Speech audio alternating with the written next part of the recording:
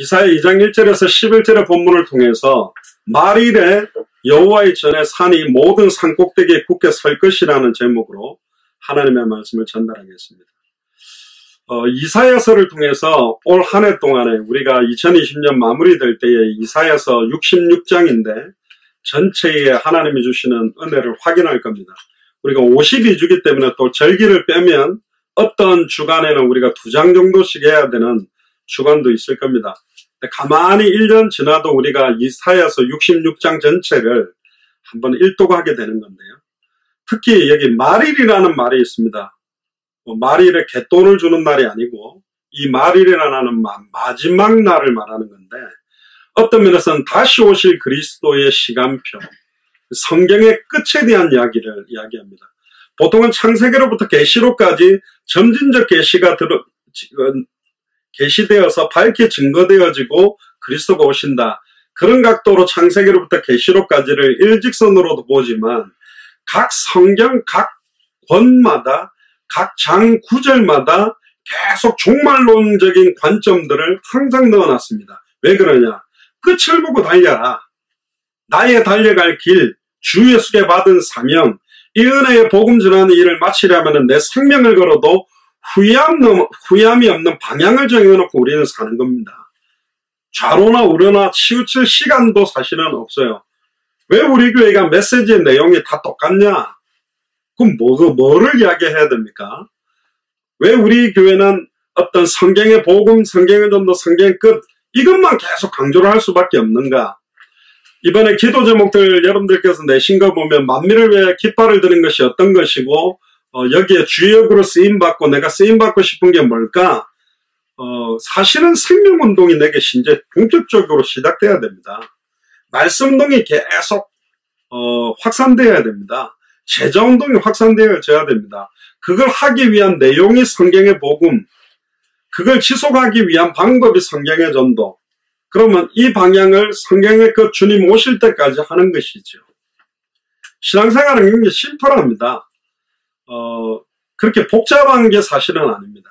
근데 많은 사람들이 너무 신앙생활을 복잡하게 하고 있기 때문에 오늘 이 본문을 통해서 마지막 날은 여호와의 전의 산이 모든 산 꼭대기에 굳게 설 것이다. 어떤 면에서는 여호와의 전이 200개 나라의 모든 사람이 볼 수 있도록 산 위에 있는 동네가 숨기우지 못하도록 깃발을 드는 것들을 보게 될 거다. 네팔에서 깃발을 들게 되는 선교사님들과 목사님과 교회가 있을 것이고 스리랑카에서도 캄보디아에서도 말레이시아에서도 각 나라에서도 대한민국의 각 도시마다 여러분들이 동일하게 여호와의 산에 모든 산 꼭대기에서 굳게 깃발을 들고 서는 것을 사탄 마귀 귀신의 세력들이 보게 될 것이고 합당한 자 평안을 받을 자 옥토들이 그것을 보게 될 것이다. 할렐루야. 2020년에 이 응답이 여러분들에게 시작되는 줄로 믿고 이미 이렇게 화상으로 들어왔다는 것 자체가 여러분들 지역이 깃발을 여러분들은 든 겁니다. 특별히 우리 춘천에 또 윤병숙 전도사님 오늘 특별히 사라도 텍사스에서 화상으로 들어왔고요.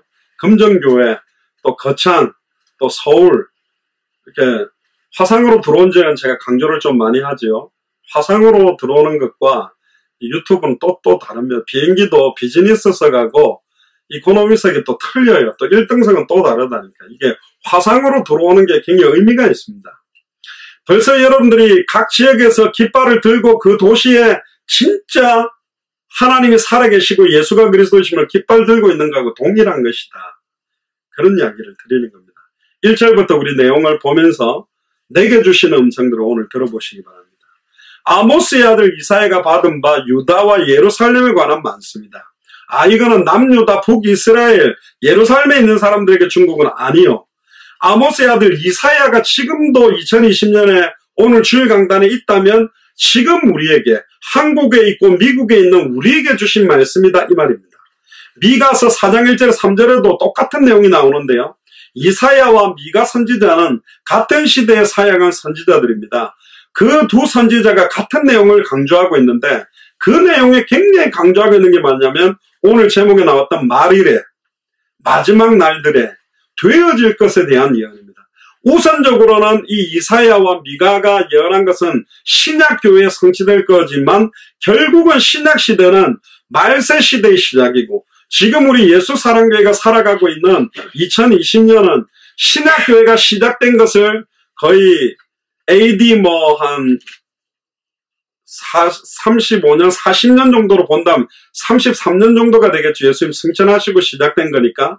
AD 33년경, 물론 4년에서 6년 예수님의 그 정확한 출생연도가 차이는 있지만, 어쨌든 2020년이 온 지금, 어떤 면에서 말세 지마를 살아가고 있는 우리 예수 사랑교회에 성취될 수밖에 없는 말씀이라는 겁니다.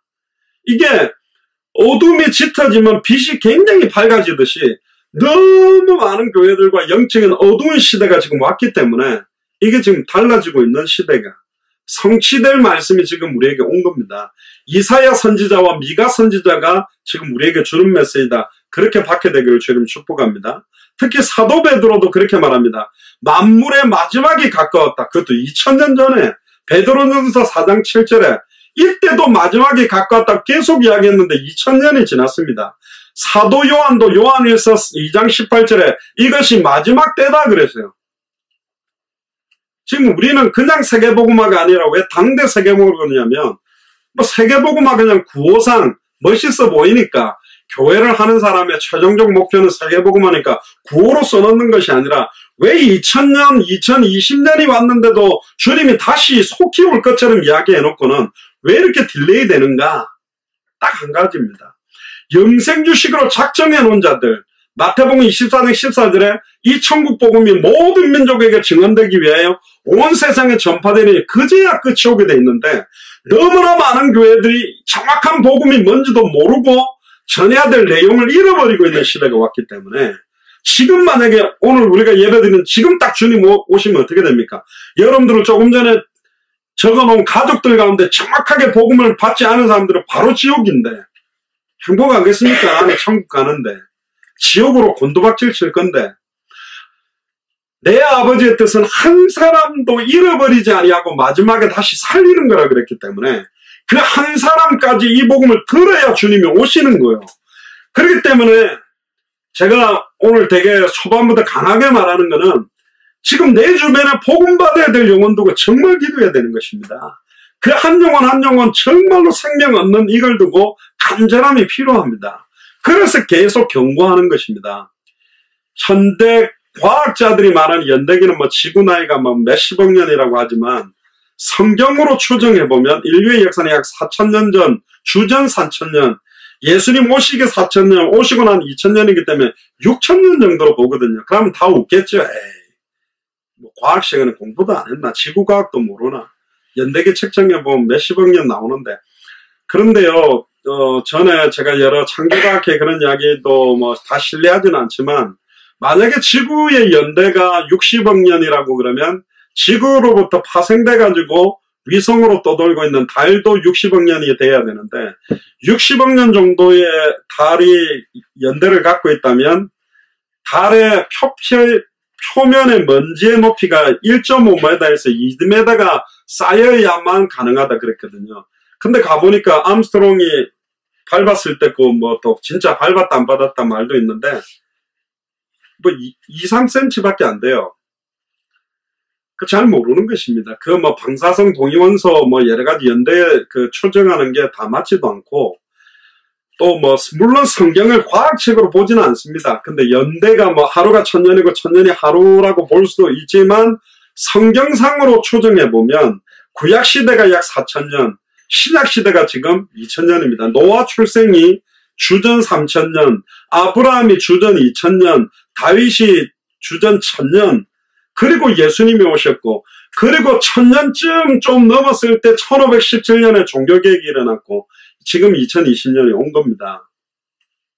제가 예전에 대학사역을 할 때 굉장히 의미있게 생각했던 연도가 2017년이었습니다. 왜 2017년을 두고 미국 50개 주마다 깃발을 드는 교회를 세우려고 사실 뛰었었습니다. 왜 2017년이 좀 중요했냐? 종교개혁이 1517년은 딱 500년 되는 해이기 때문에 너무너무 역사적으로 의미가 있다. 종교개혁 가지고는 안 된다. 종교개혁이 아니라 이 복음이 모든 민족에 증언되도록 해야 되는 것이다. 그러면 최소한 미국 50개 주마다 깃발드는 제자와 교회가 서야 되지 않겠나. 근데 쑥 지나가 버렸습니다. 3년 지나서 2020년이 왔습니다. 물론 그 날짜 하나하나가 중요하진 않지만 어떤 의미가 있느냐. 2000년 정도 교회가 어마어마하게 확장됐지만 주후 500년부터 1500년 동안은 중세 암흑기, 완전히 로마 카톨릭 교회를 통해서 너무너무 부패되고 변질되는 시대가 왔고 1513년이라고 오타가 났네요. 1517년에 종교개혁이 일어나서 너무나 많은 교회들이 사실은 새롭게 부흥하며 확산됐습니다. 그랬는데 19세기 이후에는 세계복음화라는 말이 굉장히 강조됐습니다. 빌리그레암 목사님도 와가지고 여의도 광장에서 막 세계복음화도 부르짖고 또 빌리그레암 목사가 프리메이슨이다 아니다 이런 말도 있는데 어쨌든 제 어릴 때만 해도 세계복음화 수많은 선교사가 꾸미고 이랬는데 20세기에 와서는 교회들이 너무나 많은 불신앙과 배교로 떨어져 버렸고 지금 전 세계의 신학교의 90%가 자유주의 신학에 들어갔습니다. 성경 66권을 100% 하나님의 말씀으로 90%가 인정 안 합니다. 창세기는 신하다라고 공식적으로 가르치는 교회가 너무너무 많습니다. 모세오경, 모세가 안 썼다고 이제 강조합니다. 그걸 이제 여러 가지 본문 비평, 뭐 제2문서, P문서, E문서 해가지고 막 이야기를 하고 있습니다. 그런데 예수님이 뭐라 그랬냐? 모세와 선지자들의 글이 나에 대한 글이다. 너희 하나님은 아브라함의 하나님, 이삭의 하나님, 야곱의 하나님이 아니냐. 예수님이 직접 아브라함을 강조했고 이삭을 강조했고 야곱을 강조했습니다. 그러면 모세가 아브라함을 본 적이 없잖아요. 그런데 실존하다고 이야기를 예수님이 했어요. 예수님은 하나님입니다. 그 무슨 연대기 무슨 문서 비평이 중요한 게 아니라 예수님이 모세와 선지자들의 글이 나에 대한 글이다. 신약 성경에 보면 사복음서에 빨간 색깔로 되어 있는 게 뭐냐면 예수님이 직접 말한 걸 인용한 부분은 마가복음이 사실은 제일 먼저 기록돼서 나머지 복음서가 그걸 많이 인용을 좀 했고 요한복음은 완전히 각도를 하나님이라는 각도로 썼는데 그걸 예수 어록집이라 그럽니다. 제자들이 예수님이 주옥 같은 메시지를 하니까 나름대로 풋노트로 쓴 겁니다. 그러다 보니까 예수님의 승천하고 금방 올 줄 알았는데 안 오니까 살아계실 때 예수님이 3년 6개월 동안 했던 메시지들을 정리하면서 기록해서 제자들을 세우고 후대들이 보게 만들려고 기록한 게 사복음서거든요. 거기에 예수님이 직접 말할 때 모세와 선지자들의 글이 나에 대한 글이다. 너희 하나님은 아브라함의 하나님, 이삭의 하나님, 야곱의 하나님이다. 심지어 모세의 후대 제자들이 썼다 해도 모세의 기록을 예수님은 뒷받침을 하고 있거든요. 그러니까 너무 교회가 잘못된 자유주의적이고 인본주의적인 문화로 신학교가 다 변질되고 신학교가 변질됐다는 것은 교역자들과 전도사들이 변질돼 버린 거예요.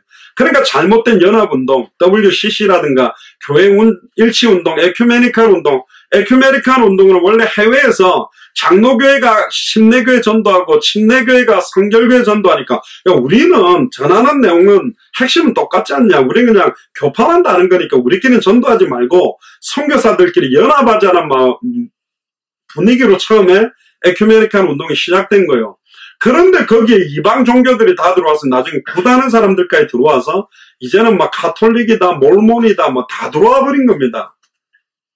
지금 은사운동도 완전히 잘못된 직통제시 66권의 성경 핵심하고 전혀 관계없는 은사 막 그들의 말이 성취되니까 그게 진짜인 줄 알고 그럼 무당 따라가야 되는 거잖아요. 그러면 예언가들의 말을 따라가야 되잖아요.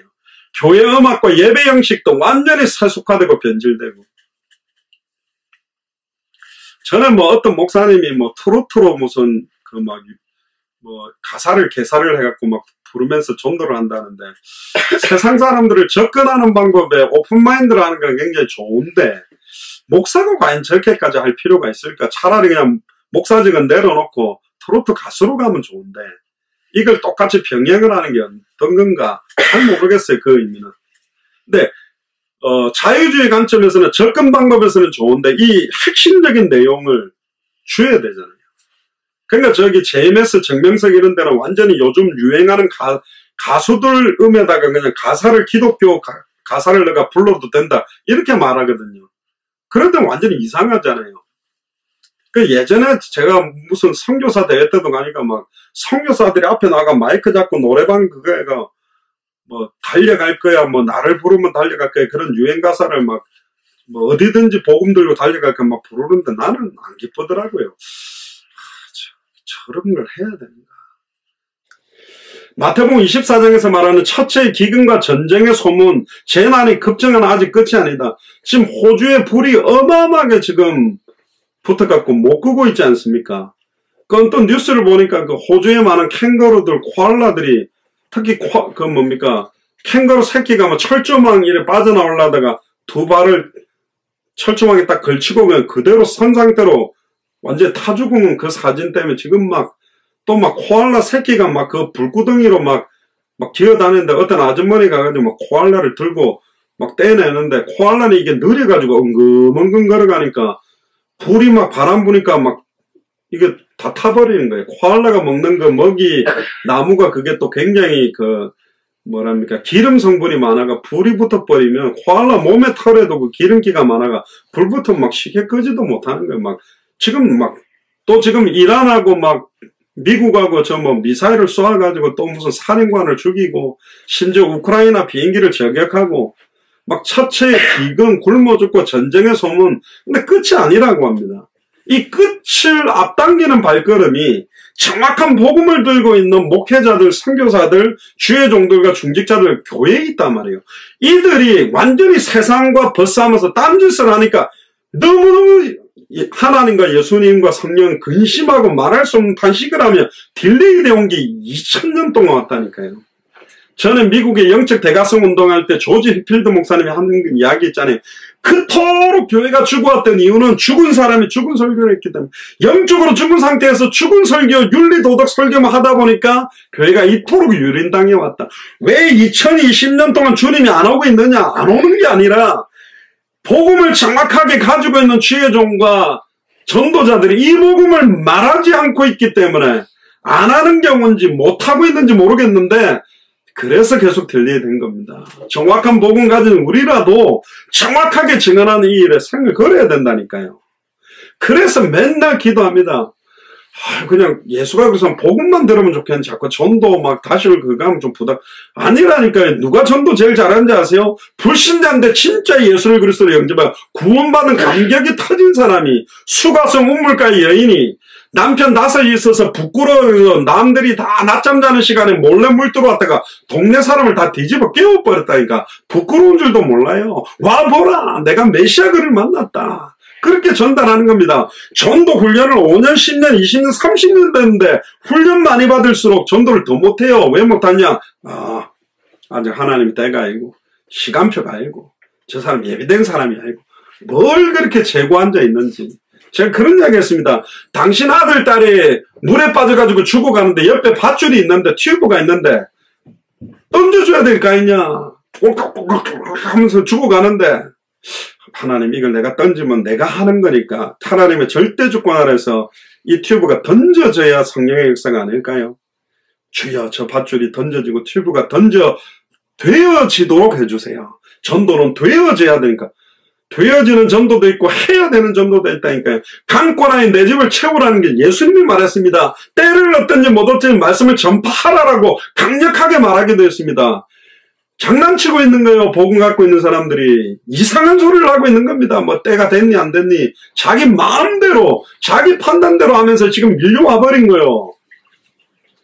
마태복음 24장 14절에 이 천국 복음이 모든 민족에게 증언되기 위하여 온 세상에 전파되어야 그제야 끝이 오는데 여기에 관심 있는 자들이 없다. 이거 두고 직접 못 전하면 기도라도 했는데 그걸 두고 기도하는 자들이 너무 없는 시대가 왔다.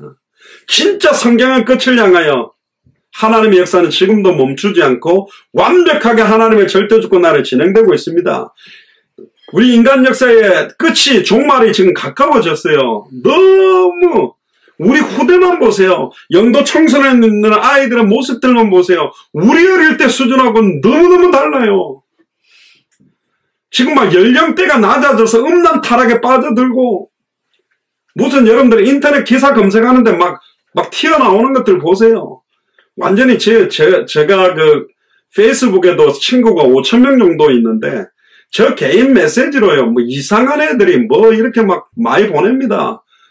무슨 쇼타임 뭐 2시간에 20만원, 30만원, 롱타임 뭐 하루에 뭐 얼마.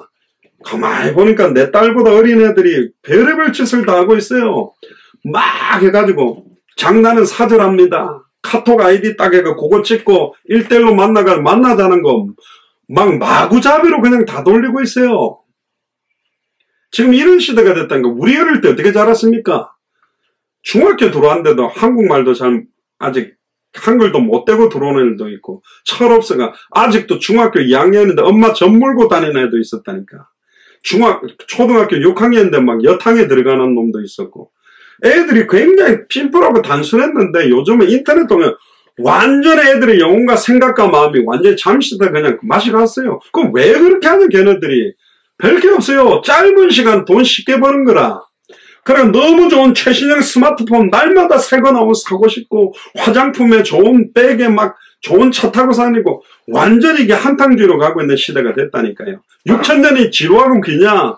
아니요. 하나님 앞에는 천년이 하루 같고 하루가 천년 같기 때문에 엄격하게 말하면 6일 지난 겁니다. 6일.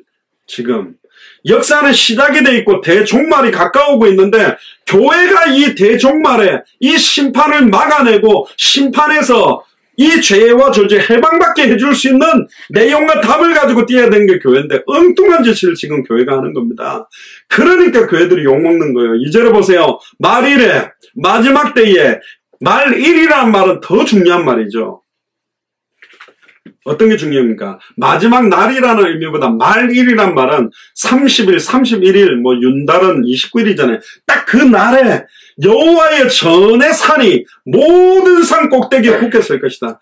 저는 이 제목을 두고 그렇게 기도합니다. 하나님 200개 나라마다 이게 복음이다. 예수가 왜 그리스도신지, 왜 성경의 복음만 증언해야 되는지, 창세기로부터 계시록까지 어디를 열어도 왜 예수를 그리스도로 밝히 증언해야만 하는지, 지금도 사탄이 역사하고 있고 참된 왕이 아니면 못 깨뜨립니다. 지금도 죄와 저주가 임해요. 참제사장 예수의 피 아니면 안 된다니까.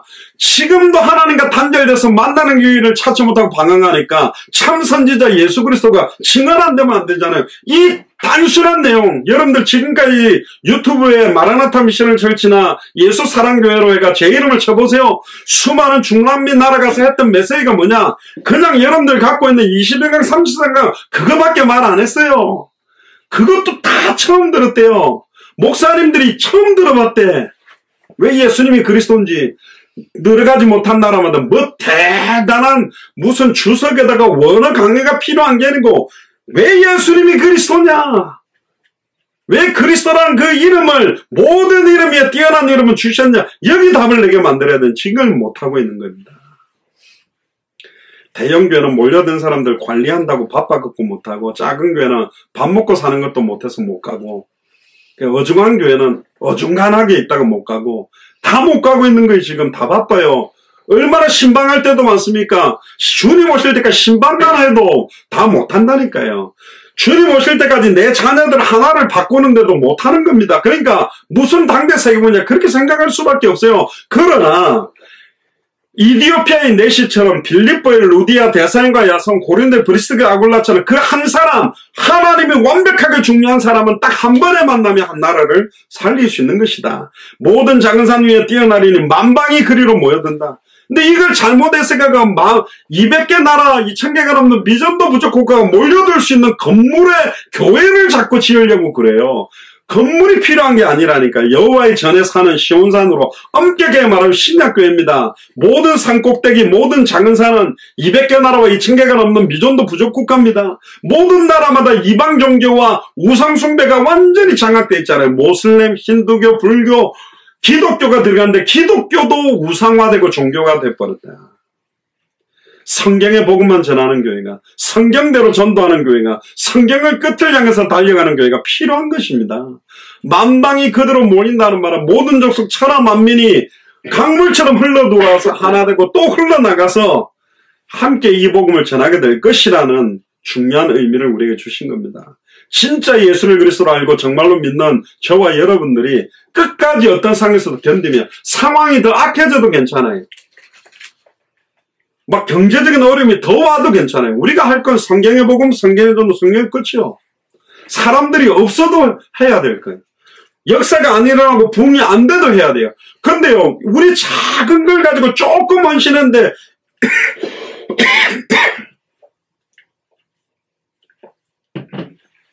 저희들이 들어갔던 나라마다 이 복음을 들고 막 생명 걸고 뛰는 분들이 있습니다. 그거 볼 때 진짜 감사하잖아요. 안 감사합니까? 그게 당대 세계복음입니다. 66권마다 계속 그 이야기를 합니다. 창세기 22장 18절에도 아브라함에게 네 씨로 말미암아 처음부터 천하 만민이 복을 얻을 것이다. 당대 세계복음을 아브라함에게도 이야기했습니다. 시편 67편 3절에도 보면 하나님이여 민족들로 주를 찬송하게 하시고 모든 민족으로 주를 찬송하게, 당대 세계복음을 부르짖었습니다. 다윗도 그렇게 말한 거예요. 시편 113편 3절에 해 돋는 데부터 해 지는 데까지, 우리 해 뜨는 데부터 그 찬양 부르잖아요. 해 지는 데까지 그 막 율동만 이렇게 해 떴다가 지는 거 반짝반짝 하는 게 아니고, 해가 떠서 지는 모든 데까지 당대 200개 나라와 2000개가 넘는 미존도 부족 국가까지 여호와의 이름이 찬양을 받으시라. 지금으로 말하면 왜 예수가 그리스도인지 그 이름의 비밀이 찬송받게 될 것이다. 이 말을 하는 겁니다. 117편 1절에 너희 모든 나라들아 여호와를 찬양하며 너희 모든 백성들아 저를 칭송할지어다. 처음부터 모든 족속 천하 만민 땅끝입니다. 생육하고 번성하고 충만하고 정복하고 처음부터 다 다스리도록 모든 짐승들의 이름을 지어주라. 거기에 모든 짐승들이 동물들의 이름을 짓는 것도 있는데, 유대인들의 사고로는 모든 짐승들의 이름을 지었다는 것은 전세계 모든 이방 나라들을 짐승으로 표현했습니다. 그래서 동물들로요, 유대인들은 지금도 유대인 말고는 다 동물처럼 생각하거든요. 주님께서 승천하시기 직전에도 12사도와 모든 제자들에게 당대 세계복음을 명령했습니다. 마태복음 28장 19절 20절에 그러므로 너희는 가서 모든 족속으로 제자를 삼아 아버지와 아들과 성령의 이름으로 세례를 주고 내가 너희에게 분부한 모든 걸 가르쳐 지키게 해라. 마가복음 16장 15절에 너희는 온 천하에 다니며 만민에게 복음을 전파해라. 온 천하까지 못 가도 내 옆에 지금 오순절 마가의 집 다락방처럼 아예 우리나라 대한민국도 외국 사람들이 그렇게 근로자들이 들어오잖아요. 저번에 제가 한국 나갈 때도 보니까 무슨 옷을 딱 입고 뭐 이래가지고요, 뭐 한 50명이 우타더라고. 동남아시아 사람들. 이게 뭐지? 알고 봤더니 무슨 국토교통부가 아니 무슨 뭐 그 고용노동부 노동청에서 아예 무슨 공단 어디로 이제 취직시키는 사람들인 거예요. 그 내 옆에 한 명 앉았는데 태어나서 비행기를 처음 타는 것 같아. 막 이게 뭐 안전벨트도 어떻게 하는지도 모르고 막 계속 창밖으로 사진 찍고 막 음식 나오니까 그것도 막 사진 찍고 막 이러더라고. 너무 해피하대, 한국 가는 거에 대해서. 영어도 좀 하더라고요. 오직 성령이 너에게 임하시면, 지금 우리 주변에 주위를 둘러보면요, 지금 어마어마하게 많은 나라들 들어왔다니까. 미국은 아예 200개 나라 2000개가 넘는 미존도 부족 국가가 다 들어와 있습니다. 당대 세계복음은 우리의 뜻 이전에 온전하고 거룩한 하나님의 뜻이고 신약교회에 주신 최대의 임무자 사명이며 마지막 말세 시대를 살아가는 우리 교회, 우리 예수사랑교회에 주신 동일하게 주신 임무자 사명이자 특권이자 권리자 의무입니다. 그러니까 기도하셔야 됩니다. 몸이 불편해서 못 나가더라도 처음부터 다시 오실 그리스도 딱 200개 나라를 놓고 기도해 보시라니까. 이렇게 기도하다가 주님 앞에 딱 서보세요. 얼마나 칭찬받을지. 가보면 안다니까. 니 왜 바보같이 되지도 않을 200개 나라 놓고 2000개가 넘는 미존도 부족 국가 두고 그렇게 밤낮으로 기도하다고 하냐, 이 바보 같은 놈아. 예수님 그렇게 하겠습니까? 3절에 보세요. 많은 백성이 가며 이르기를 오라 우리가 여호와의 산에 오르며 야곱의 하나님의 전에 이르자 그가 그 도를 우리에게 가르치실 것이다. 우리가 그 길로 행하리라 하리니 이는 율법이 시온에서부터 나올 것이며 여호와의 말씀이 예루살렘에서부터 나올 것이다. 오순절 마가의 집 다락에서 시작돼서 확산돼서 우리 대한민국까지 지금 오게 된 것입니다. 지금 수많은 교회들이 성경의 복음의 원색적인 색깔을 잃어버리고 있고 죄를 수용하고 세상 쾌락과 하나님을 같이 겸하여 섬기는 걸 인정해주면서 급진적으로 대형교회가 성장됐지만 색깔이 희미해져 버린 거예요. 그러니까 갈라디아서 1장 6절에 12절에 우리는 하늘에서부터 내려온 천사라도 다른 복음을 전하면 저주를 받을지어다. 이 메시지가 선포되어질 시간표가 온 겁니다. 예수가 그리스도라는 그 색깔 자체를 지금 잃어버리면서 불신자들, 종교인 우상숭배자들에게 손가락질을 받고 있습니다.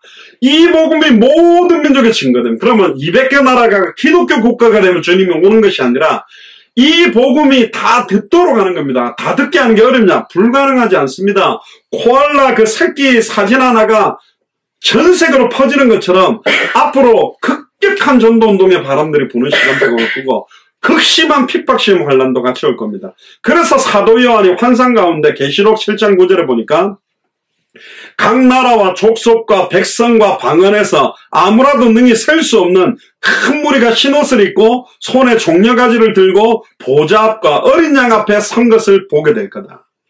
결국 주님 앞에 다 무릎을 꿇게 되고요. 계시록 11장 15절에 세상 나라가 우리 주와 그 그리스도의 나라가 되어, 너무 멋있는 말이 나오죠. 세상 나라가 우리 주와 그 그리스도의 나라가 되어, 우리 대한민국과 미국이 그 그리스도의 나라가 되기를 주의 이름으로 축복합니다. 그가 세세토록 왕노릇 하시리로라는 음성이 하늘로부터 났다. 당대 세계복음은 지금도 성취되고 있고 결국은 성취되게 되어 있습니다. 왜 예수님이 그리스도인지 밝히 증언해야 될 이유가 선명하다니까. 그래서 누가복음 24장 47절에 그의 이름으로 죄사함을 얻게 하는 회개가 예루살렘으로부터 시작하여 모든 족속에게 전파될 것이 기록되었다. 그래서 성령이 임하도록 그 초대교회가 증언했던 복음이 지금 우리 대한민국에 지금 우리 영혼, 생각과 마음, 삶 안에 거하는 겁니다. 그러니까 여러분들은 진짜 축복받은 사람입니다. 이걸 증언하는 것 자체가 얼마나 큰 축복인지 여러분들이 아셔야 됩니다.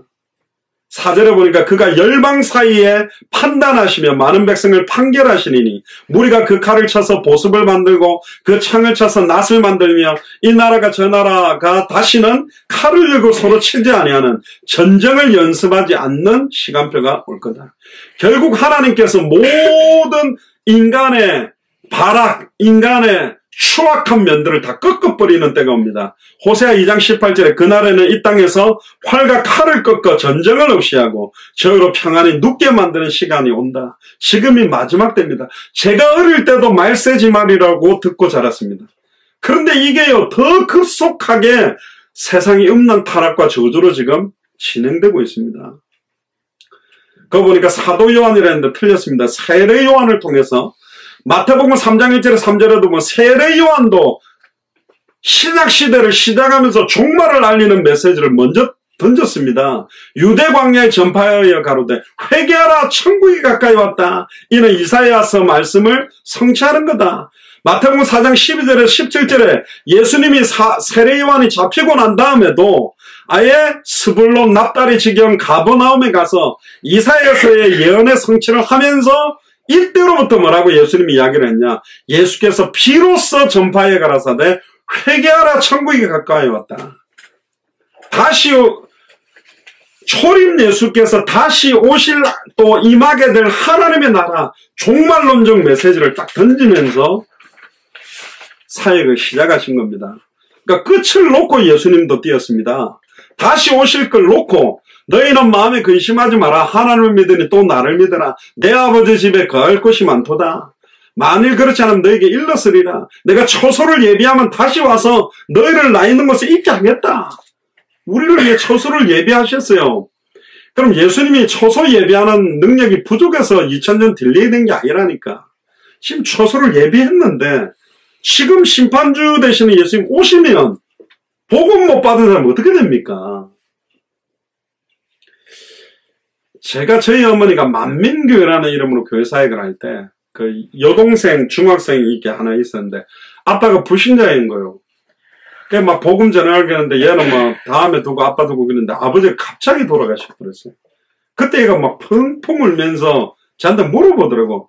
그때 제가 그 중고등부 회장인데 오빠 우리 아버지 그럼 지옥 가는 거냐고. 그래 지옥 간다 이렇게 말해주기도 참 어렵더라고. 아니 복음만 받는데 어떻게 갑니까? 그래도 딸이 믿었으니까 내 아내가 교회 열심히 했으니까 불신자 남편이 술 취하면 하는 소리 있잖아요. 아이고 나는 교회 안 다니는데 우리 마누라가 교회 잘 다니는데 뭐 천국 올라갈 때 치맛자락 잡고 같이 가지 뭐 그런 게 아닙니다. 냉철한 거요. 확 다가왔을 때는 너무 냉철하다니까. 오직 우리 예수를 그리스도로 믿는 그 이름 외에는 구원이 없습니다. 그래서 기도해야 됩니다. 그래서 올 한 해에 여러분들 가정복음화 복음 받지 못한 한 분 한 분을 두고 얼마나 애타게 기도해야 되는가. 전 진짜 강경섭 우리 성도님 복음 받을 때 진짜 기뻤습니다. 갑자기 복음 안 받고 계시다 툭 중간에 돌아가셨으면 너무 원통했을 것 같은데 너무 기쁘더라고요. 진짜 여러분들 가정 가문 남편 자녀들 가운데 복음 받지 못한 분들 복음 받은 것 같은데 교회를 떠나고 예배를 떠나고 있는 사람들도 빨리 회개하도록 도와야 됩니다. 교회를 나와야 구원받는 게 아닙니다. 진짜 예수를 그리스도로 알고 믿으면 구원받습니다. 근데 진짜 예수를 그리스도로 알고 믿는 것 같다가 세상 속으로 갔다? 그럼 모르는 거요. 진짜 알았을까? 의심해야 됩니다. 진짜 믿은 걸까? 의심해야 된다니까. 아니요, 잘 믿는데. 아니, 잘 믿으면 그럴 수가 없다니까. 절대로 그렇게 안 되게 돼 있습니다. 돌아오게 돼 있어요. 진짜 기도해야 됩니다. 올 한 해에 정말로 여러분들 개인뿐만 아니라 여러분들의 자녀들과 가정과 가문에 변질된 복음이 아닌 원색적 복음이 증거돼야 되고 200개 나라와 2000개가 넘는 수많은 교회들이 서 있는데 가서 다 확인했잖아요. 사실은 선주경제는 다 들었어요. 진짜 다른 메시지를 하고 있고 왜 예수님 그리스도인지 그들이 몰랐다고 인정하고 있다니까. 그래서 우리는 수많은 선교사들과 전도자들을 그곳에 보내야 됩니다. 어제 토요 메시지를 들어보시면 지금까지는 풀타임, 풀 서포트를 받는 선교사를 많이 보냈는데 풀 서포트를 하려니까 너무 힘든 거예요. 한 가정, 한 명만 보내도 어려운데 가정을 보내면 생활비라는 게 이거 다 서포트하기 어렵기 때문에 요즘은 이제 셀프 서포트를 받는 미셔너리들이 필요하다. 자기들이 기능 가지고 돈 벌어서 도움 안 받고 선교하는 사람들을 보내죠. 지금 이런 이야기들이 했습니다. 그래서 토요일날 우리 2020년에 우리 예수사랑교회가 셀프 서포트 미셔너리, 셀프 서포트 미셔널 철치라는 제목으로 자비량 선교사, 자비량 선교적 교회가 일어나야 돼요. 어떤 도움 받지 않고 진짜 하나님 앞에서 내가 인도받겠다. 저부터도 그렇게 증인으로 쓰려고 결단했습니다. 그렇게 인도받고 가는 거요. 그럼 뭔 문제 있습니까? 막 풍족한 교회, 조건이 좋은 교회는 서포트 받으면 되고, 아직 교회가 그 풀 서포트 받기 어렵다면, 아예 사도 바울도 텐트 메이커로 천막 만드면서 뛴 겁니다. 내가 베드로처럼 자기 아내 데리고 다니고 대접받고 서포트 받으면서 못 다니겠냐? 근데 안 하는 이유가 있다. 이 복음을 정확하게 담대하게 말하고 다른 동기나 목적 없이 순수하게 복음 전하려고 한다. 하면 되는 거예요. 그럼 뭐 어렵습니까? 하면 되죠. 그래서 토요 메시지 여러분들 그 링크 올라온 거 여러분들 보시고 기도하세요. 자비량 선교사, 자비량 선교적 교회. 미셔널 철치라는 링크도 제가 올렸는데 지금까지는 멋있는 화려한 교회에다가 대단한 목사와 대단한 음향시설과 오케스트라와 아름다운 걸 만들어서 거기 와서 은혜 받고 가도록 그래서 뭐 당신들이 흩어진 현장에서 별거 할 게 없고 교회만 끌고 오시오라는 형태였다면 미셔널 철치는 선교적 교회, 보냄을 받은 교회, 여기 모여서 받은 은혜를 가지고 6일 동안 자기가 돌아가 있는 직장 안에 눈에 보이지 않는 교회를 학교 안에 집 안에 아예 파고 들어가서 변화시키는 능력을 가진 교회가 일어나야 된다. 그러니까 아예 셀프 서포트 스스로 현장을 살려내고 스스로 정확한 복음을 이전 혼자서도 전할 수 있고 혼자서도 전도할 수 있고 혼자서도 기도하고 혼자서 예배하는 인도를 받아라. 원수로 둘러싸여도 아무도 안 도와줘도 살아남는 은혜가 여러분들에게 2020년에 일어나고 깃발을 딱 들고 서 있는다. 여러분들 깃발 든 사람은 총을 못 쏴요. 맞잖아요. 깃발 들고 있으면 총 쏘고 뭐 할 수 있어요. 깃발만 딱 쳐들어야 되거든. 그 말은 뭡니까? 다 받겠다는 거예요. 총탄 날라와도 맞겠다는 거예요. 화살 날라와도 맞아도 나는 이 깃발을 들고 있겠다는 겁니다. 생명 걸고 가는 겁니다. 아멘입니까? 뭐 생명 걸고 살면 되죠. 뭐 어렵습니까? 당대 세계봉화의 언약에 진짜 우리의 남은 생을 정말로 거는 겁니다. 그렇게 가면 됩니다. 세상이 주는 것과 전혀 다른 참된 평안을 주실 거고 결국은 우리에게 임할 천국은 하나님의 의와 하나님의 평안의 나라가 임합니다. 그 땅은 새하늘과 새 땅이 임하는 거고 계시록 21장 4절에 모든 눈물도 고통도 질병도 죽음도 없는 아픈 것도 없는 그런 곳입니다. 여기 우리 경원이 있지만 경원이가 이제 우리 가족이 다 천국 가면 그때는 모든 걸 다 보게 될 거니까 다른 세상이죠. 이 너무 추악하고 더러운 거 육신적인 눈으로 많이 안 봐도 괜찮아요. 그게 힘든 게 아니에요. 진짜 영적으로 눈먼 자, 영적으로 기머거리, 영적으로 안전뱅이 된 자들을 눈뜨기하고 벙어리들이 말이 터지게 만들고 안전뱅이들이 일어나서 현장을 뛰게 만드는 시대가 와야 된다니까. 복음 아니면 아닙니다. 5절 보세요. 야곱 족속아 오라. 우리가 여호와의 빛에 행하자. 빛이란 말은 하나님의 지식, 하나님의 진리, 하나님의 의, 하나님의 기쁨을 상징합니다. 여호와의 빛. 우리는 빛의 자녀라니까. 어둠에 행할 사람들이 아닙니다. 그래서 그 빛에 거하는 의와 기쁨 안에 거하는 방법이 신령과 진정으로 드리는 예배입니다. 왜 우리가 예배 전에 30분 정도를 찬양하고 기도합니까? 진짜 이 예배는 구원받은 자의 행복이고 영생을 소유한 자가 누릴 특권입니다. 지금 우리 교회는 참 어려운 조건입니다. 멋있는 오케스트라도 없고 팀도 없고 저도 지금 요즘 목이 안 좋고 기타도 뭐 이상하게 치면서 땡감 지르는데 그래도 진짜 복음 받은 사람들이 찬양을 하고 기도하고 여러분들 개인 예배가 여러분들의 현장에 회복되기를 주님 축복합니다.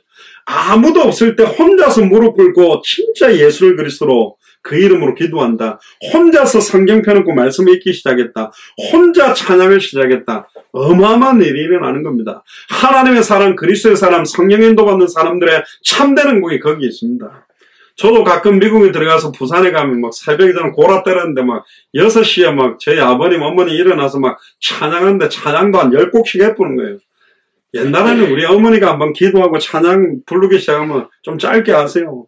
너희들 가정예배에 그럼 우리는 시편 이렇게 짧은 거 하나 딱 읽고 그냥 맞춰버리고 그러는데 뭐 기도 식사 기도를 하면 막 국 다 식어봅니다. 길게 가면 막 15분 가기도 그랬거든요.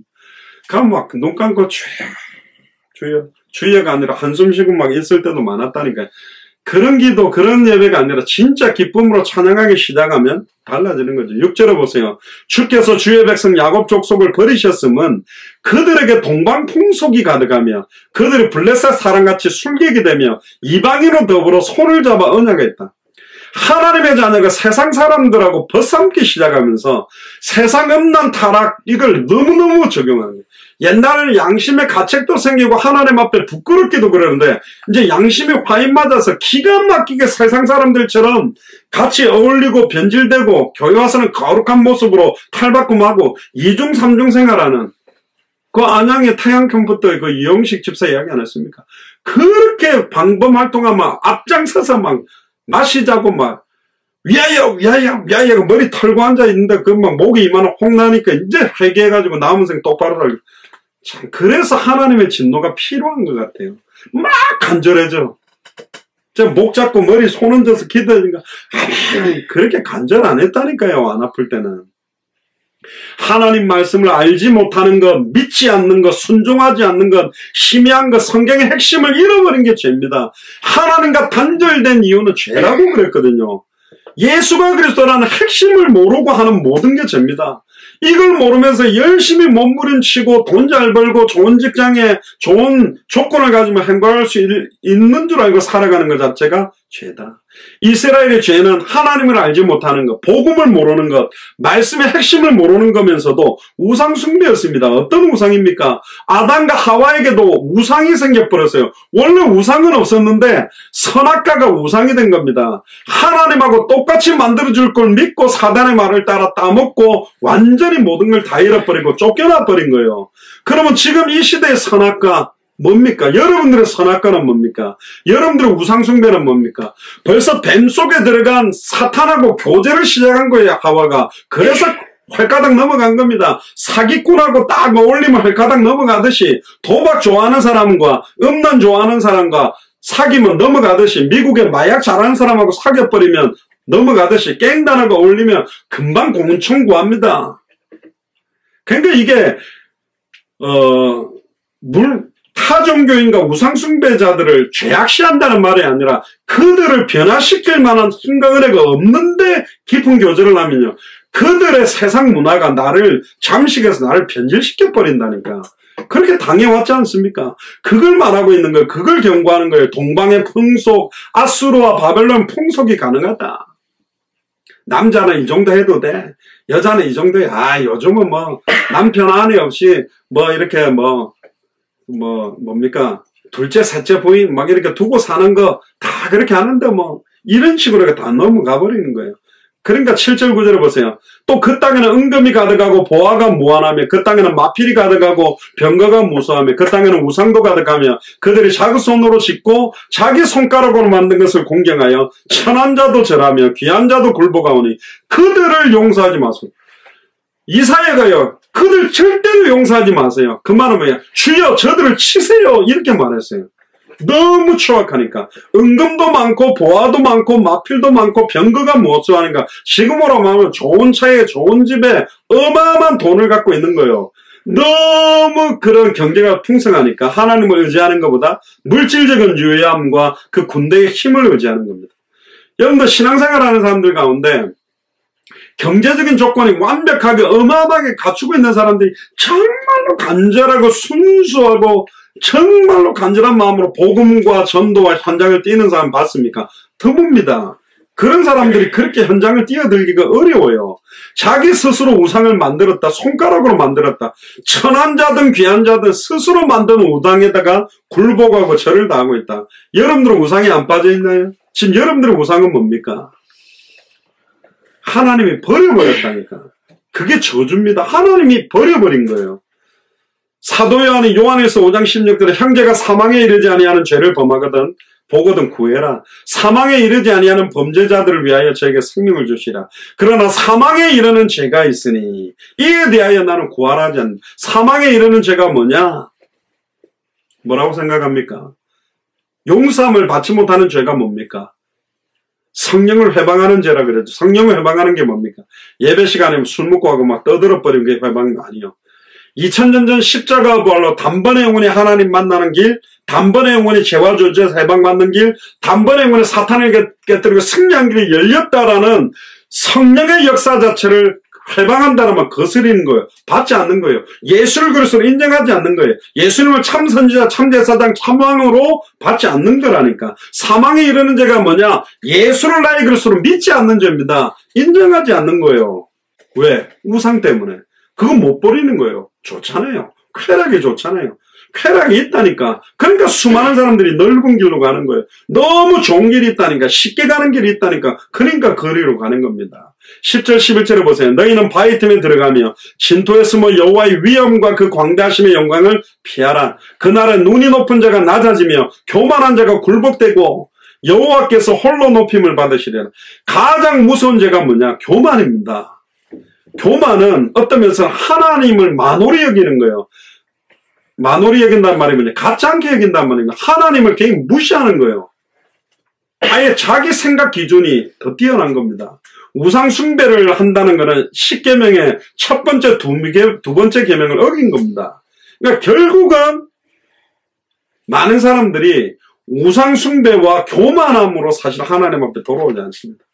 굉장히 교만하세요. 그러면서 심지어 이럽니다. 예수를 그리스도로 믿는다 하면서 한 번 구원은 영원하다 막 주장하면서 그런 성경 구절만 딱 쥐고 음란 타락을 계속하고 있는 사람, 그런 짓을 계속하는 사람들은 구원받은 사람은 아닙니다.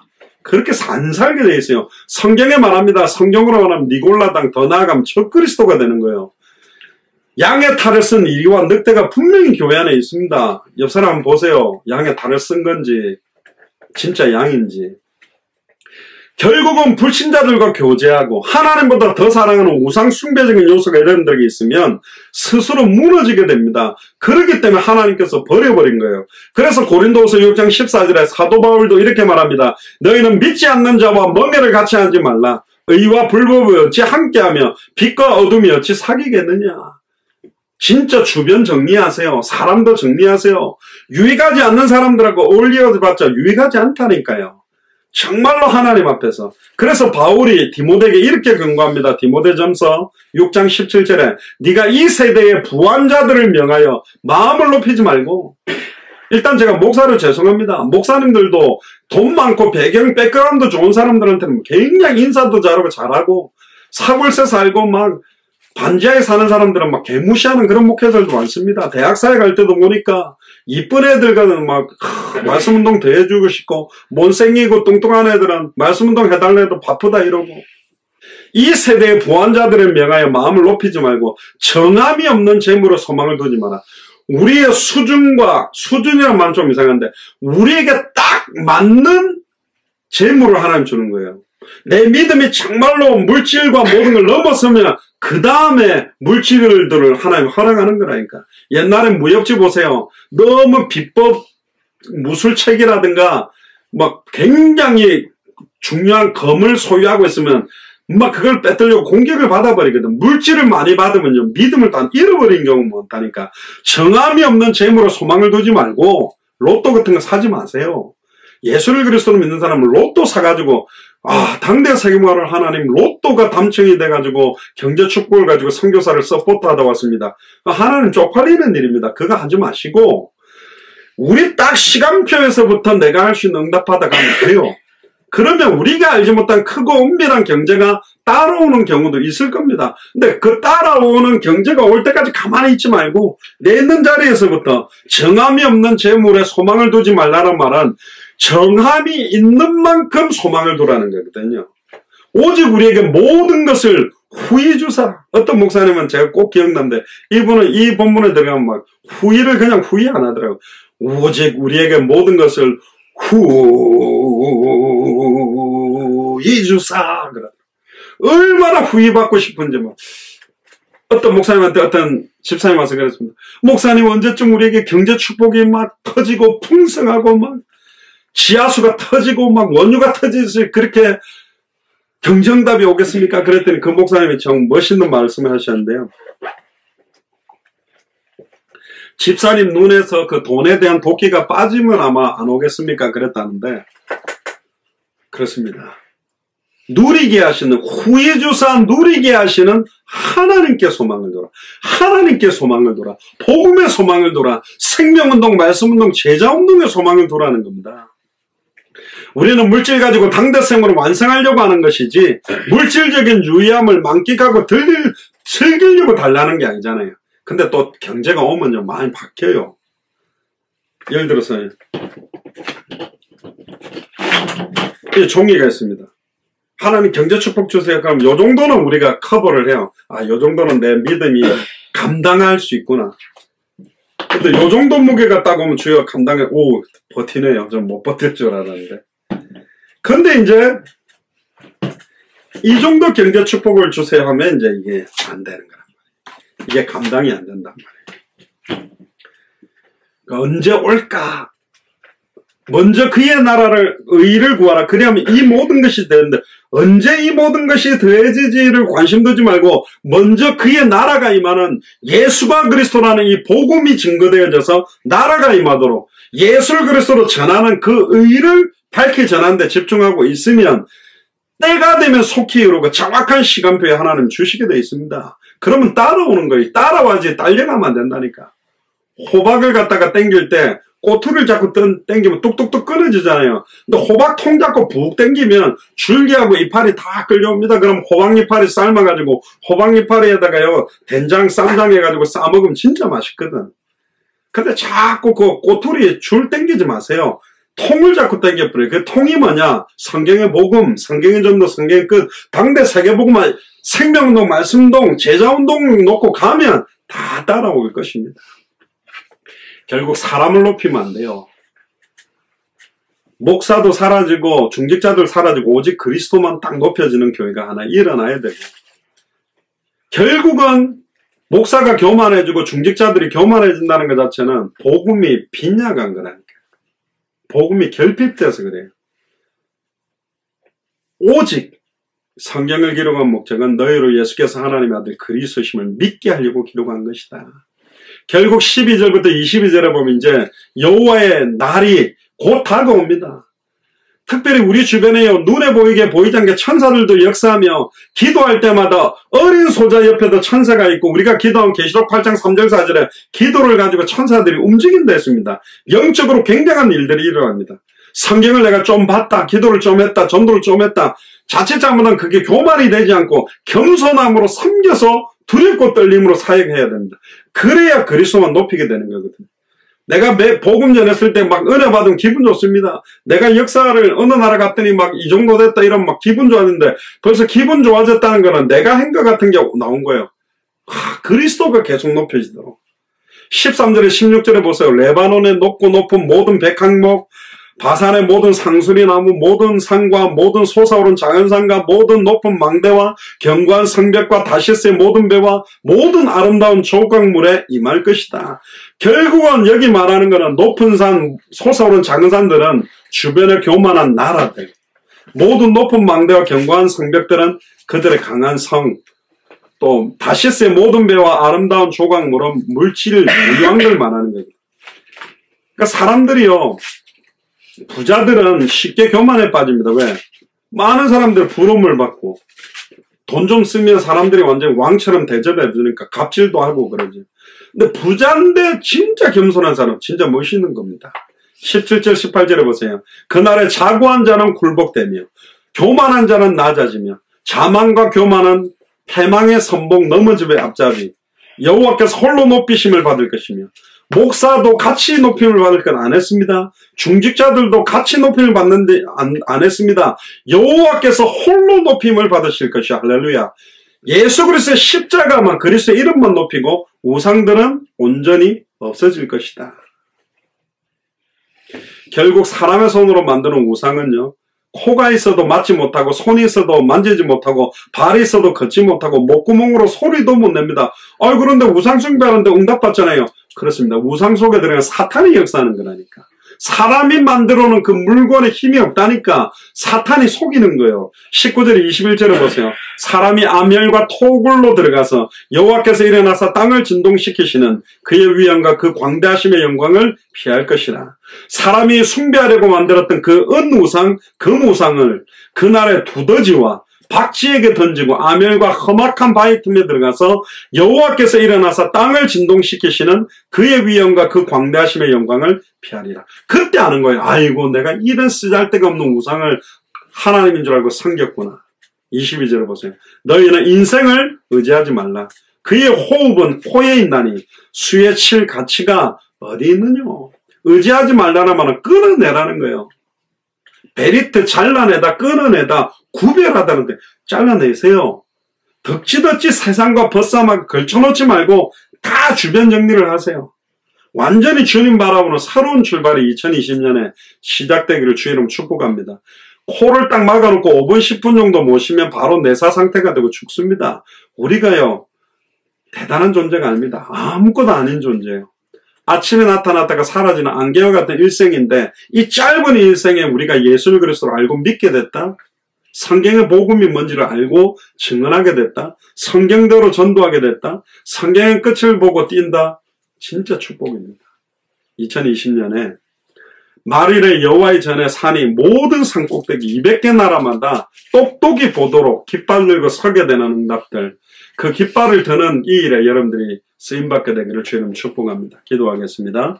주는 그리스도시여 살아계신 하나님의 아들이시나이다.